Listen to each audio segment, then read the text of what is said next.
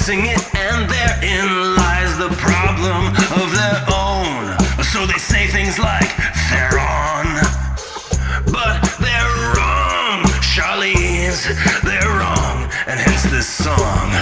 Welcome to the Theronathon. We're gonna do the Theronathon. Take a bite and chew the Theronathon. Juicy like fondue, the Theronathon. Get a film review at the Theronathon. Woohoo, the Theronathon. Welcome to the Theronathon.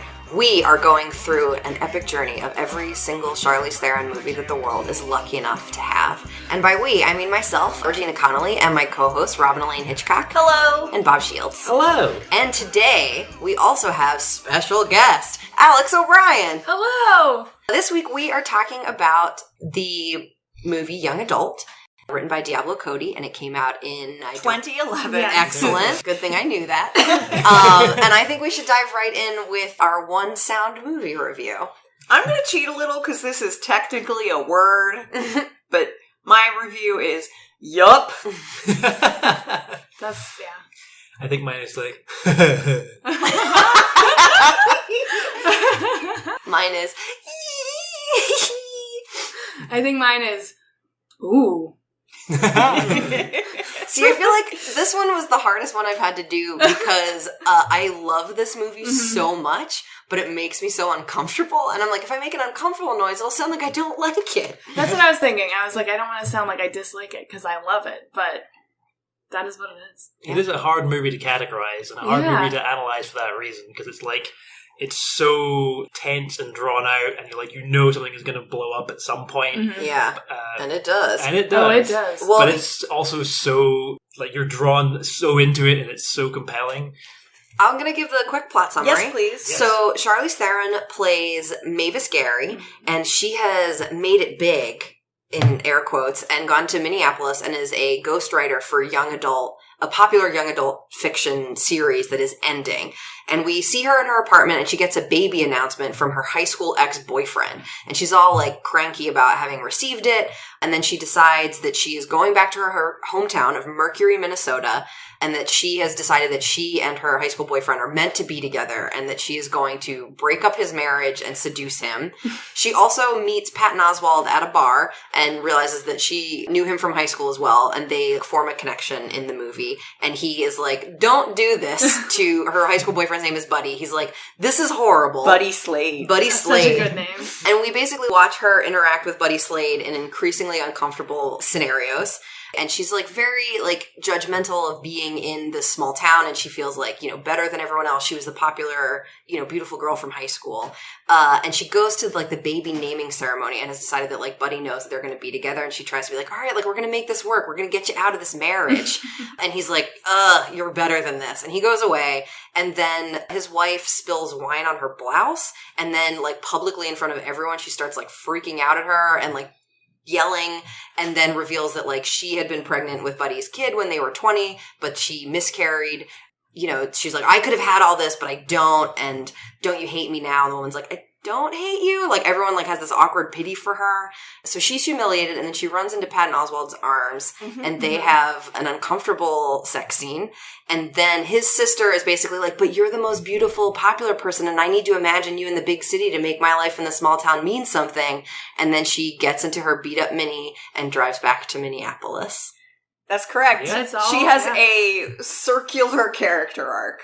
She goes right back to the beginning. She has, like, this brief window where you think that something might change for her after she sleeps with Patton Oswalt, or as she's sleeping with him. Like, that scene is, like, really tender and vulnerable. And she's like, I did something bad. So Yeah. you're like, okay.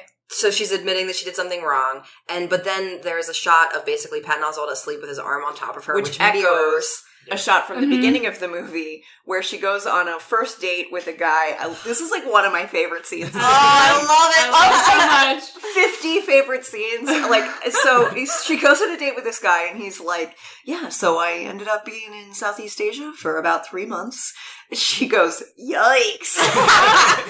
And he's like, yeah, it was one of the most rewarding experiences of my life. And she's like, yeah, no, of course. And then he fucks her anyway. Because look at her. Well, yeah. And so he has his arm across her. She wakes up, and then this is so weird. This is like a Prometheus level weird, bad choice. she leaves him Yes. in her apartment to go to Mercury. Yeah. Like, she just packs her bag while he's still snoring and just walks out. I hope she left him a key and instructions. See, I think it has an automatic lock. It just like Oh, latches she's closed. fancy in Yeah. her Oh, Minneapolis maybe. high-rise. I also Because thought most that locks, like if you close them, they just close on the latch, and you can't open them from the outside. Oh, we don't have That's one not- of those. Yeah, because That's I was not thinking the hard. same thing. I was like, so she's just leaving him here, and hopefully he doesn't steal her stuff. I thought it was like a deliberate thing to show how like irresponsible Yeah. she was I completely generally. agree. Yeah. Yeah. And I think that like unlike Prometheus, the bad choices she makes and even the premise of her plan is unsound, but the movie is commenting on how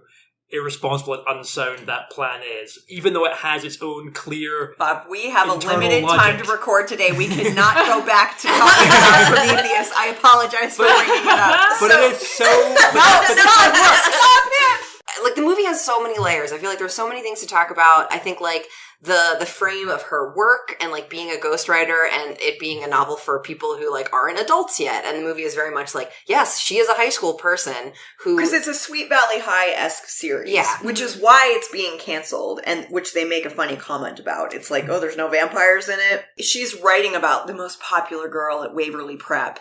yeah. And so she's like writing about her glory days. And her glory days are over and the series is over. Mhm. And Right. that sounds really like ham-fisted, but it's not. It It's works well done. super well. It really does. And the thing is, so there's the moment when after she sleeps with Patton Oswalt, where he's basically like, why did you want to go after Buddy so much? And she said like, well, because he knew me when I was at my best, because she feels like since then she's never been that good. And he's like, you weren't at your best. Like, you were a horrible person then. And so there's like this brief moment where you're like, maybe things will be different. And she wakes up and she's like, I need to change. But then she has this conversation with Patton Oswalt's sister, who plays like the awkward girl who was like obsessed with She her. like made her Rice Krispie treats or something. Yeah. Yeah. And she basically have this conversation where she's kind of like, no, like you were better than everyone else here in Mercury. Like there's a lot of like small town and like having made it out into the city. But I also think the movie is like making fun of it because the city that she made it to is Minneapolis, which is not exactly considered like a bastion of like high. I'm gonna say that because I never lived in New York, and I want to come from a humble living in Pittsburgh, which is an even smaller city than Minneapolis.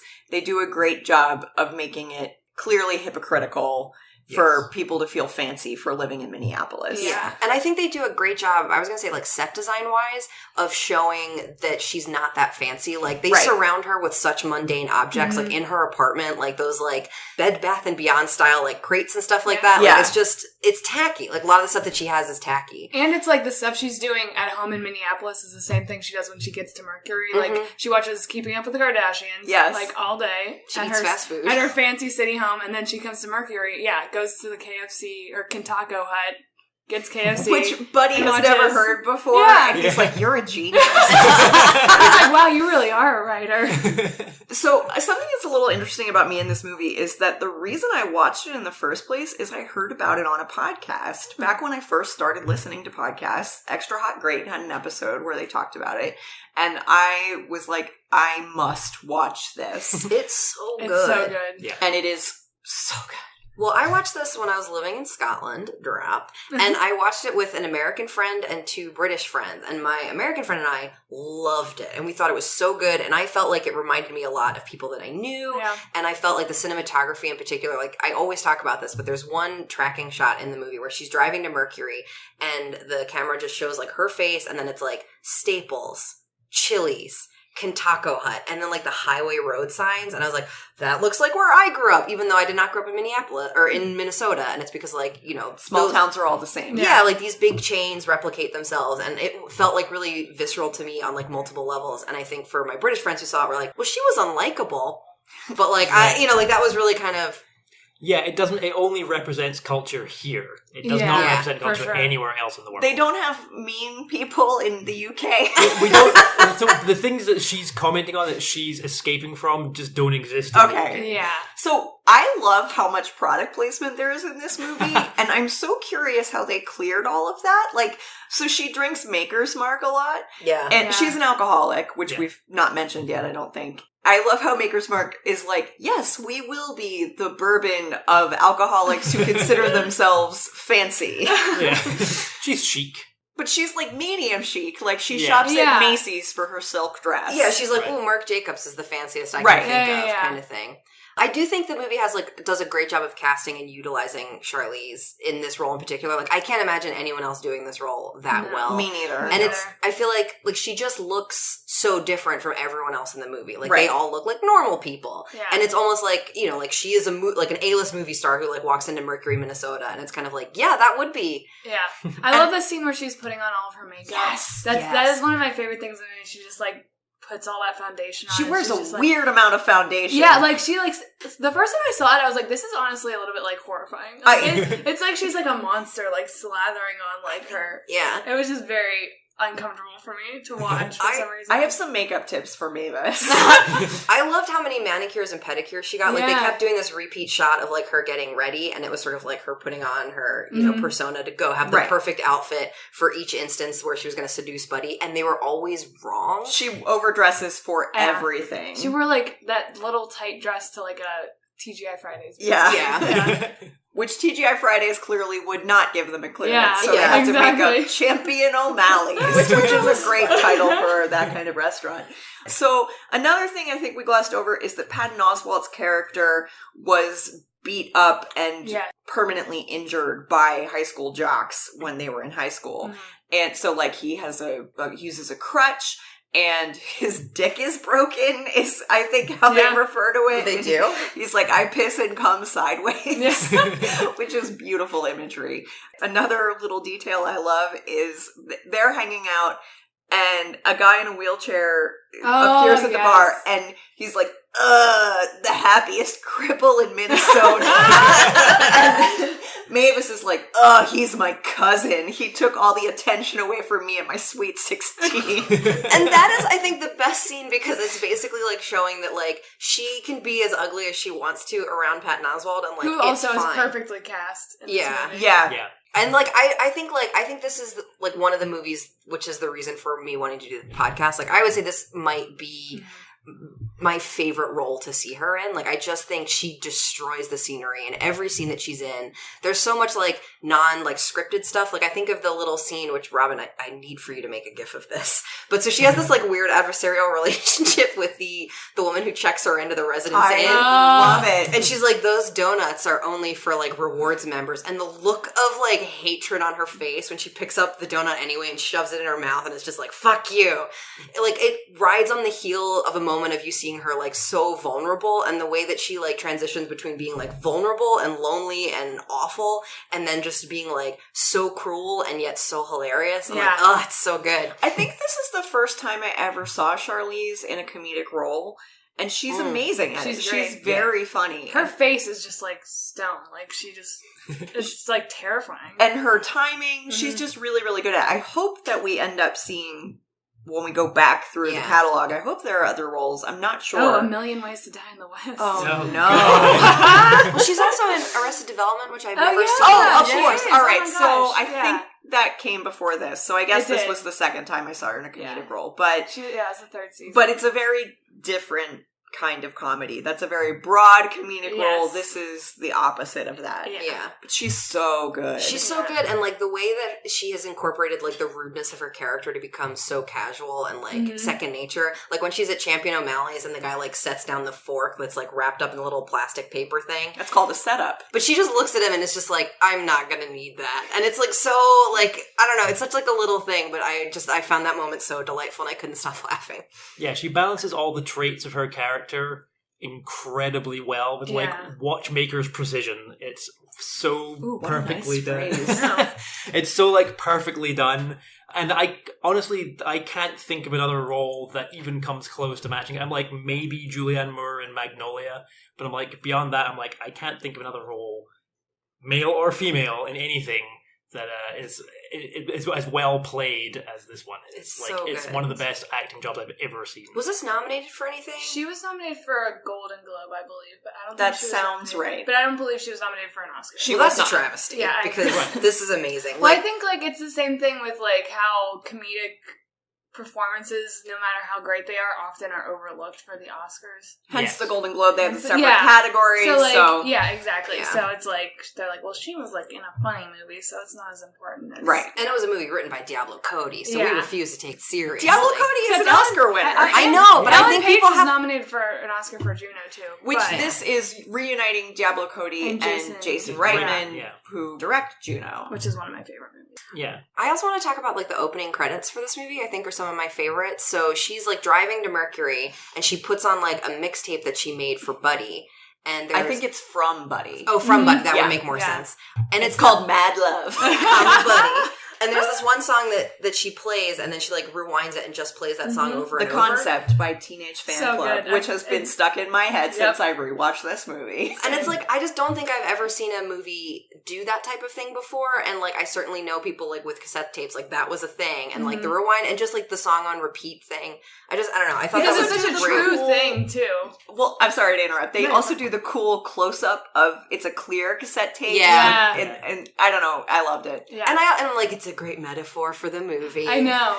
Going, It the is. rewinding. Yeah, just being stuck in the one place over Yeah. and over, and it's outdated, and, like, we Yeah. get to see the inner workings of it. Like, I just think it's really well done. Yeah, and the wife's band, Nipple Confusion, which is Great name. a great name for a band full of moms. They play at the Champion Yeah. O'Malley's, and they play that song. And then they dedicate it to Buddy. Because you know that, like, He's like reusing this is our song, which I'm sure is a thing that happened. Oh, yeah. Yeah, and then she awkwardly, like, while they're at Champion O'Malley's, like, watching his wife play, she leans over and she's like, this is the first time I went down on you to this song. Yeah. And, like, Yep. just the look on his face, and, like, you know that she's just, like, doing 100% the wrong thing, and it's failing, but she's just doing it anyway. Like, I don't And then know. they have that great slow-mo shot of Beth, his wife, playing the Yeah. drums, and she looks so happy and Yeah. beautiful, and he looks so in love with her, and it's just, like, it becomes very, very clear in that moment,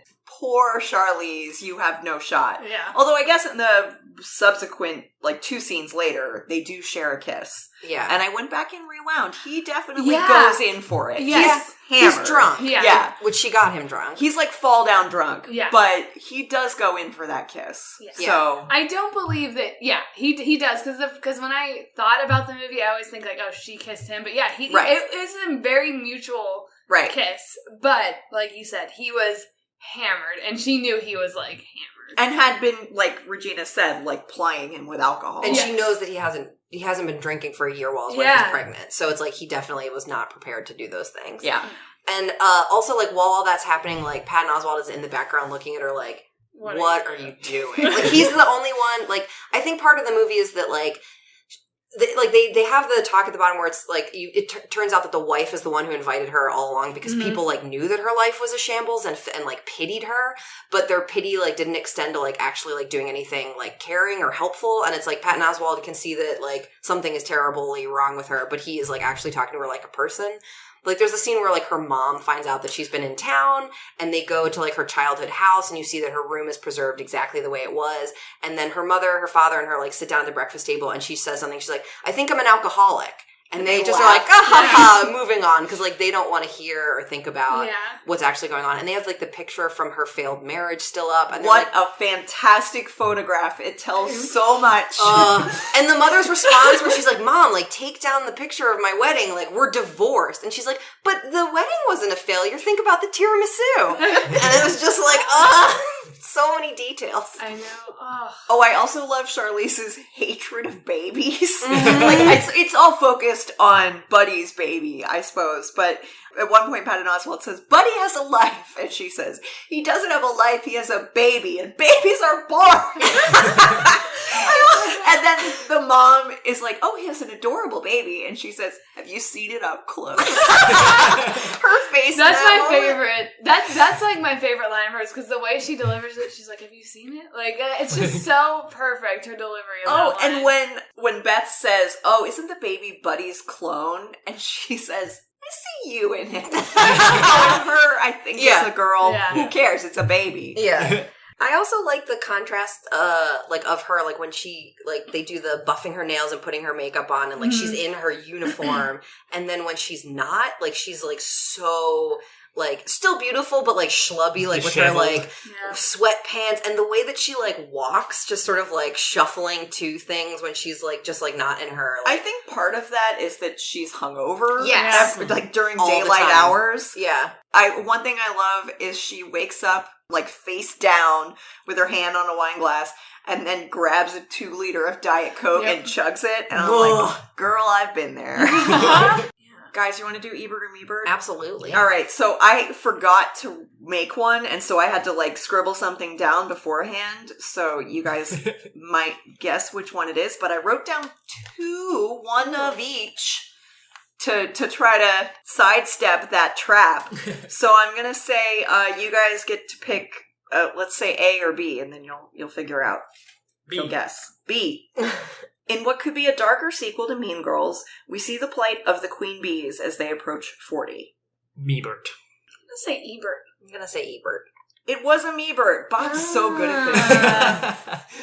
That sounded very like, because I wouldn't have thought Mean Girls, but I was like, oh yeah, that's kind of Mean Girls. I mean, it's basically spoilers, whenever I do a Mebert, I take an actual sentence and rewrite the idea. So he does say something about, he's like, there's a lot of movies about queen bees. This is the first one I've seen that's about what happens to them as they approach 40. Yeah. Here's an actual, 2 things that are actual quotes from his review. First of all, he gets wrong that her novels are about vampires. Oh. I mean, this was in his twilight years, Yeah. sadly. But that's his editor's responsibility Yeah. to fix. So, come on, guys. But here's another thing he says. I've noticed a trend in recent movies. Few characters have mixed drinks anymore. I was like, that's true. I love when she's walking there and she's drinking sangria and she's just angrily pulling all the fruit I out. know. And she's like, oh, why can't I get a real fucking drink? And that is what ends up all over the front of her is a picture of sangria. Right. But just like her fist in her drink and like her like, ugh, like I hate this I know. orange Breaking it all slice. over the garden. Like. I love it so much. And she's like, I'm kidding. Yes. That's my most uncomfortable moment when she's like, I'm kidding. And everyone's just like, okay, like you're clearly not. Yeah, Yeah. the asshole's excuse for a Yeah. joke, yeah. Well, that's the thing. Like, as you can tell, I love this movie, but I find it very difficult to watch because, like, it's just like she's just like a wound that's like the center of the movie, and you can see it, and you can see the terrible things are about to happen to it. And I started sweating so much in the movie. I was like, pause. I need more deodorant. I'm so uncomfortable. Well, that's a mark of a good movie, is that Yeah. it gets Yeah. an emotional reaction out of you so effectively, even when you've seen it before. Yeah. But even if you haven't seen, like, this is my first time watching it, and like, you know what's going to happen. Like, Yeah. there is Yeah. a very palpable sense of dread that this is going to fly Yeah. in her face. But like she plays it so well, and like she is both simultaneously like strong-willed and vulnerable and unlikable and pitiable, like all at the same Yeah. time. Yeah.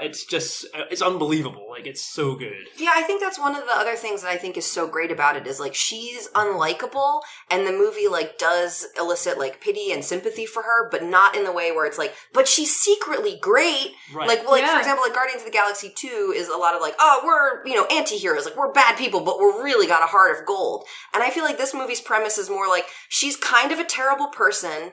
And in the circumstances in which she finds herself, like, she can only continue to be terrible. Like, it's partly her, it's partly the world, but, like, she's just unlikable, but at the same time, like, you should still have pity and sympathy for her. right. And you do. Yeah, and you sympathize with her because she's trying to be liked. She's trying to be loved by this guy. But she's not trying to be good.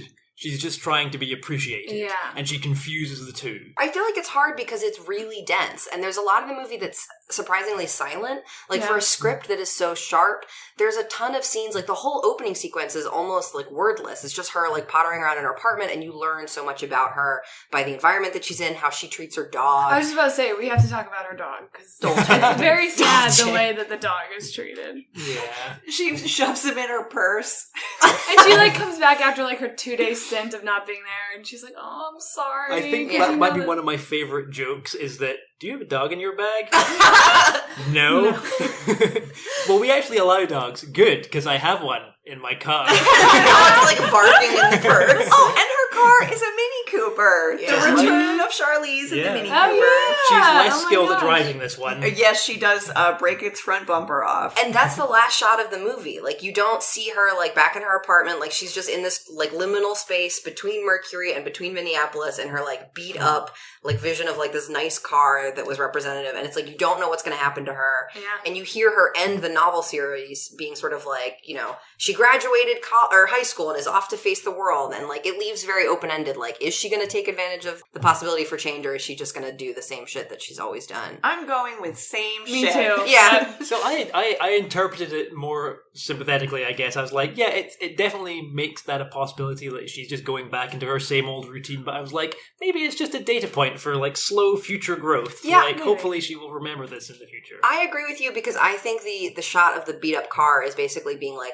that trip home, like, bruised her and changed her in a visible way. And, like, she's not, like, she doesn't have that exterior anymore. Like, and I feel like it's, like, opening up to, like, I don't know, maybe her not being able to hide from those things. I just think because of the conversation with Patton Oswalt's Yes. sister, Sandra. where she says, Sandra tells her, you're perfect and beautiful, you live in Minneapolis, and she says, I needed that. And you watch her Yeah. face change, and then she's able to finish the book, Mm-hmm. and the, like, cipher character for her in the book, Kendall, succeeds, and the cipher character for Buddy dies. He's lost at sea.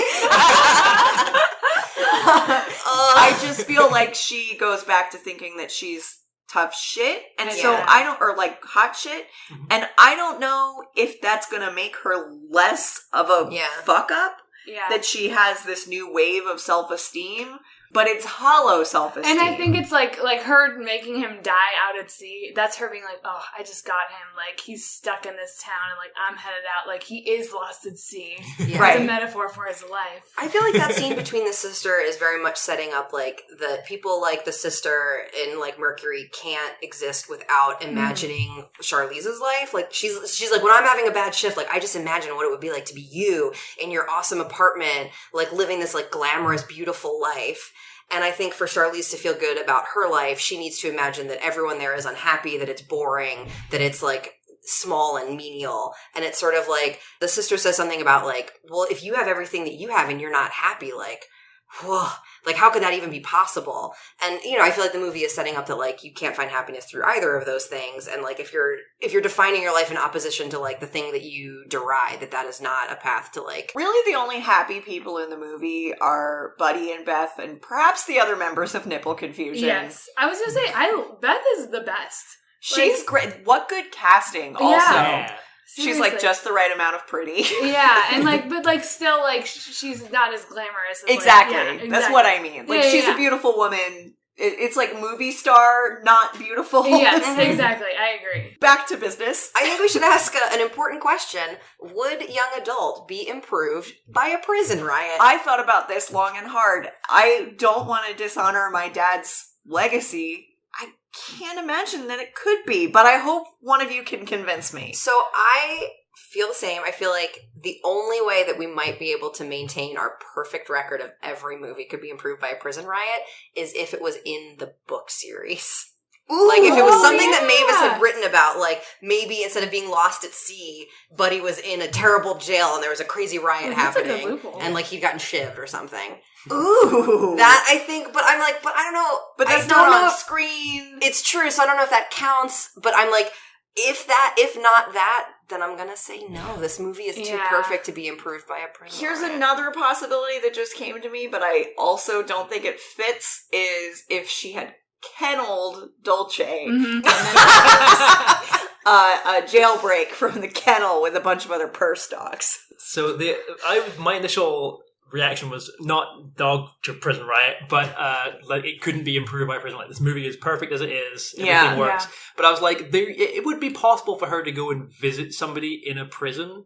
And I was thinking that her character might be somewhat of a tease to the other inmates that she saw, and that might cause them, like, as she was walking out, they start to riot as a result of that. She would be pleased by that. And she would feel smug about it. Yeah.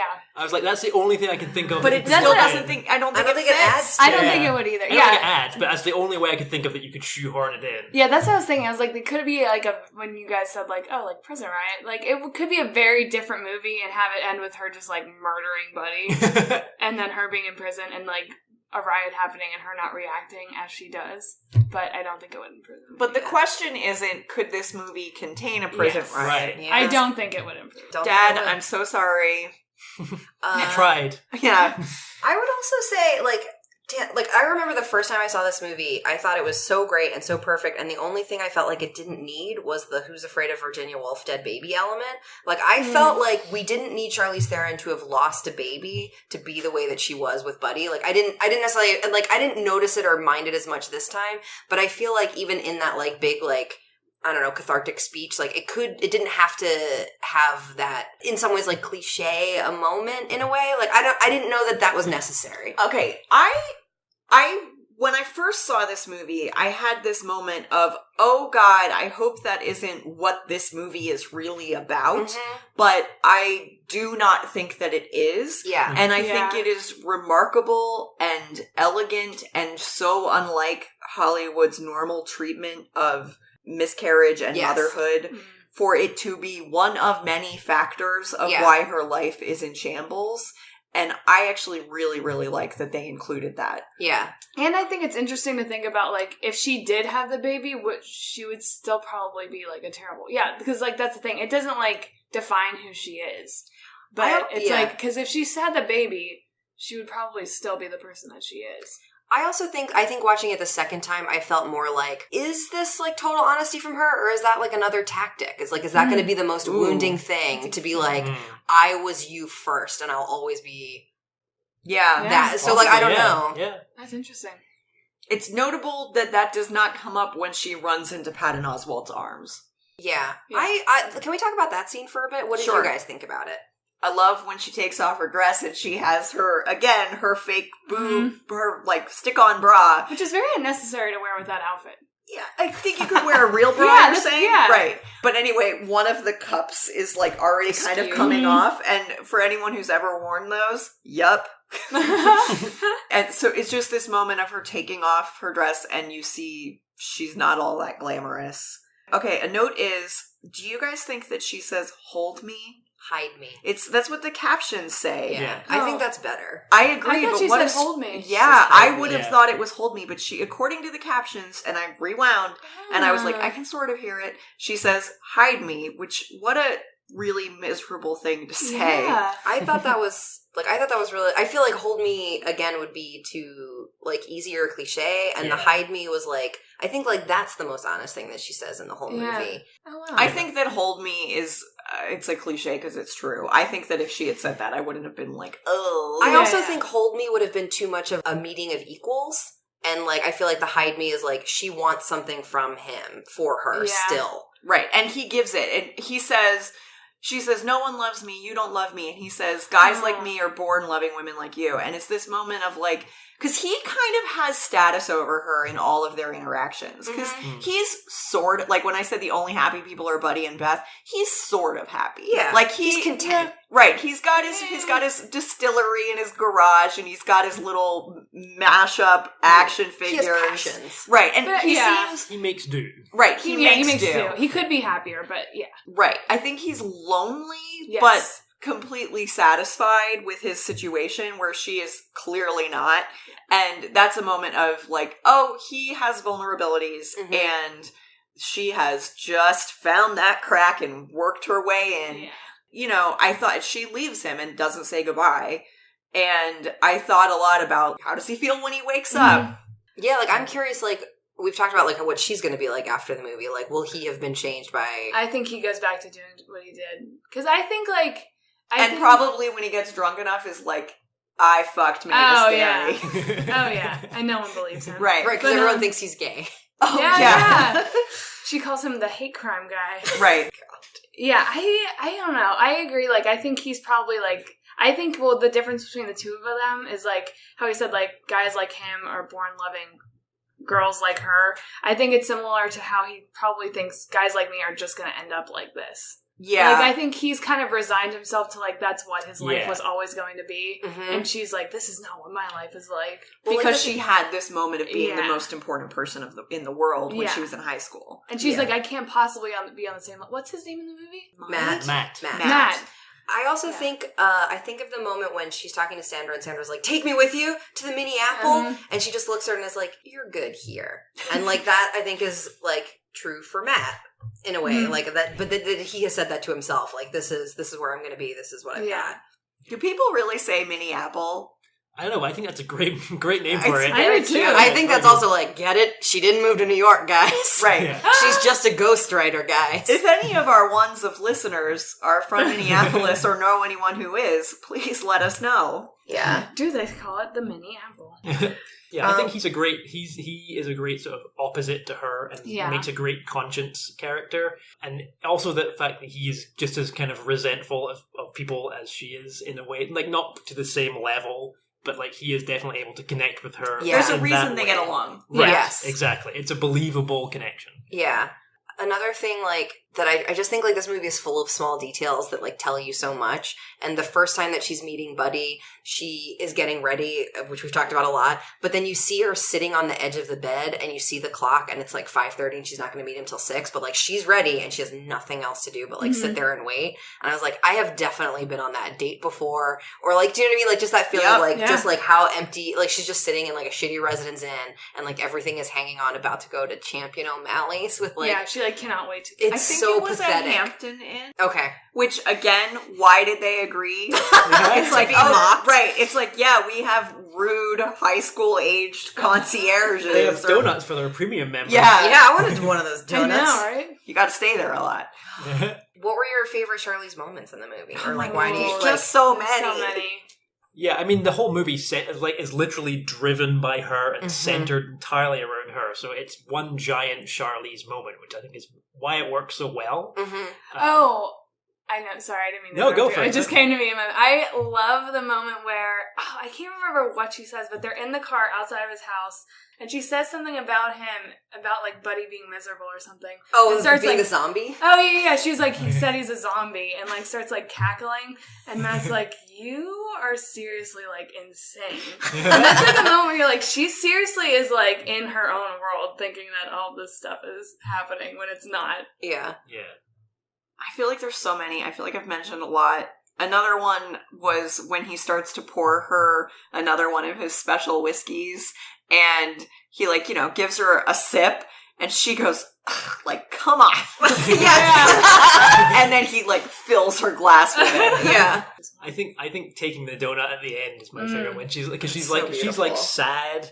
She's like just checking out normal, checked out face, and then the girl, apropos of nothing, just says those donuts are for our premium members only, and then she's just like, oh fuck you then. Just She's the like, look on her and she's just like face. the determined, like, I'm not gonna stop. I'm just gonna be determined to take this donut, put it in my mouth, and I'm gonna walk out with that the perfect look on her face. It's so good. Like so defiant. Yeah. It's one of those things I think we all wish we could do.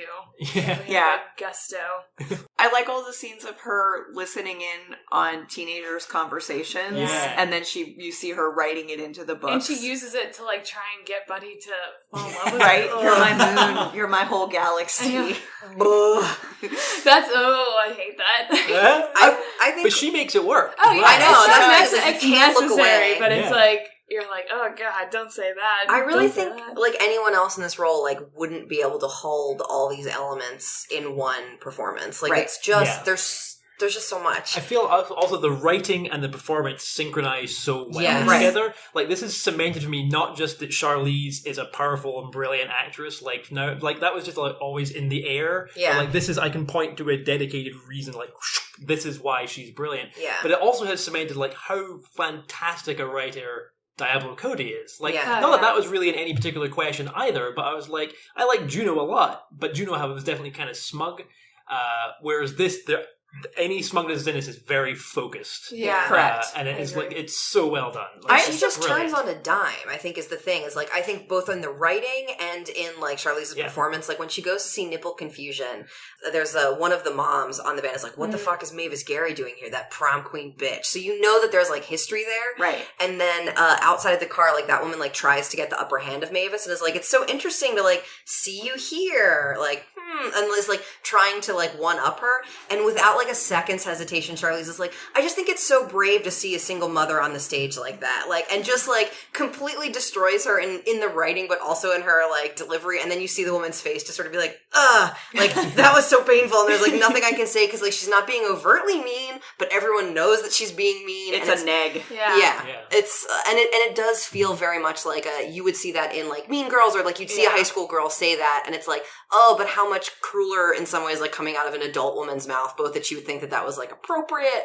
I don't know. I think my best example, my favorite example, I think, of how the writing works really well is when she's first meeting with Buddy and Champion O'Malley's, and you see the contract, like she's set her heart on him, like he's the perfect guy for her, and then when you see them talking, it's so obviously wrong. Yeah. And like, yes, like people in that kind of town really are proud of their Chipotles, and like making a joke out of that is kind of smug, but when it's done to like highlight the contrast between those two people, it's just amazing. It's Yeah, brilliant. because the movie's kind of like, do you really think you're better than thinking that getting a new Chipotle is great? Like, Right, yeah. Like, is that necessarily a bad thing? Like, I feel like the movie doesn't decide, like, doesn't come down on Yeah, her side yeah. or the town side either way. Maybe I only think it's smug because, or maybe I only think it's a joke because I used to live in New York and I'm an elitist. No, I mean, I think exactly the same thing, but I don't think the movie's on our side. We live there together. Yeah. I also want to say Patrick Wilson is also really great in this movie. Yes. Yeah. Plays like the perfect, like kind of boring-ish, like just guy. Just He's a okay. man. A potato man. Right. He was also in Prometheus, so we're Yes. continuing our weird link-to-link trend. I Yes. hope that this is how she decided to do movies. She's like, actually, this movie Well, has this was- the same composer as the last movie. This is 1 year before Prometheus. Yeah, So- so when she chose Prometheus, she was like, Yeah. oh. I like it. I would like this person to have a cameo that I have no interaction with. I think we should talk about who Keanu would be in this movie. So I feel like the obvious answer is Buddy, but I don't like that. So Bob and I talked about this, and I 100% am like vehemently opposed to Keanu being Buddy, because I think part of what this movie like traffics in is that Charlize is more beautiful and like otherworldly than everyone else. And I'm like, Keanu's too handsome Yeah. in a like Hollywood way, and it's not that Patrick Wilson, like Bob tried to convince me that he's a handsome man, and he's a handsome man, I guess, but he looks like a person. But Keanu Reeves is He's a like, man who I've looks like a man. Yeah, he's a man who has a man face. So I think Keanu in Buddy would be too He special. looks like a movie star. Yeah. I can agree with that. So who do you think he should play? So for me, I would cast him as the single mom. The redhead, like, who has that very small interaction with him, that he would be the person in the band who, like, tries to say something snide to Charlize, and then she destroys him. But as a man, yes. As a single man, dad. Yeah, Okay. I don't want him to cross-dress, but, like, that's Okay. the role that I would put him in. It's relatively small, but I just think it would be fun to see him, like, take such a put-down. And I just think that if he were in any bigger role, it would start to mess with the movie's balance of Charlize being above everyone else. Well, I really want to Photoshop that. So I- great answer.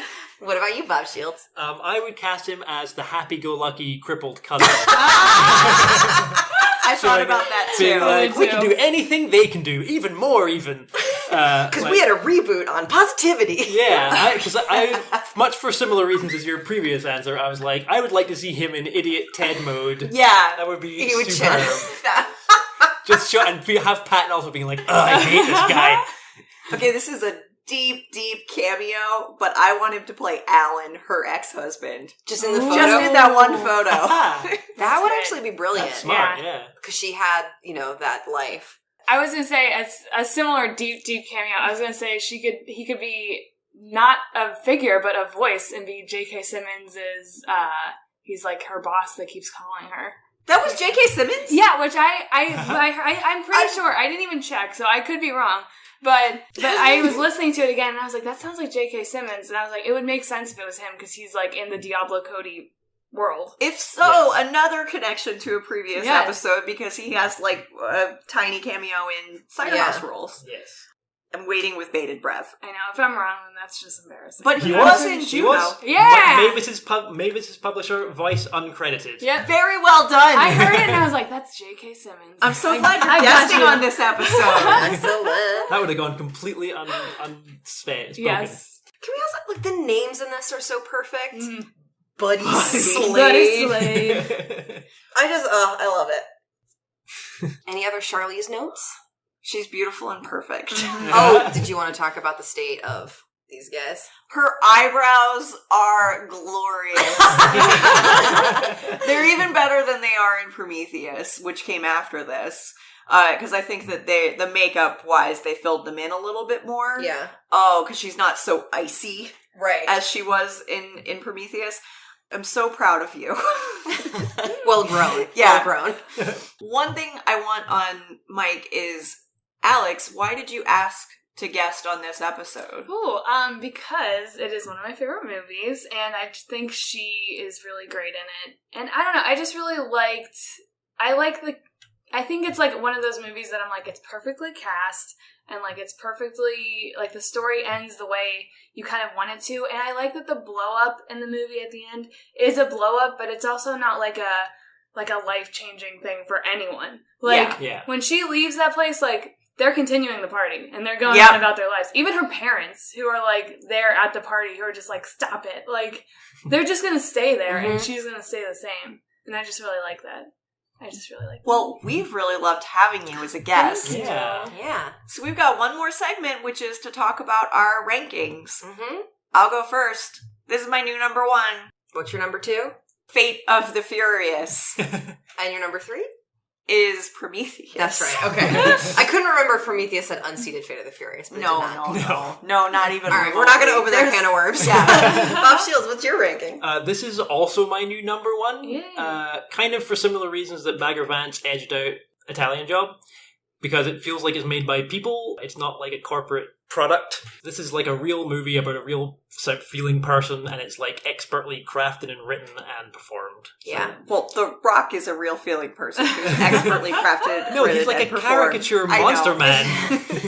This is also my new number 1, easily. And I think it's going to be very difficult to unseat it. Because I agree. I was Right. asked by someone the other night, they're like, what would you say is your number 1 Charlize role? And I was like, do you mean movie? Like my number 1 Charlize movie or my number 1 role?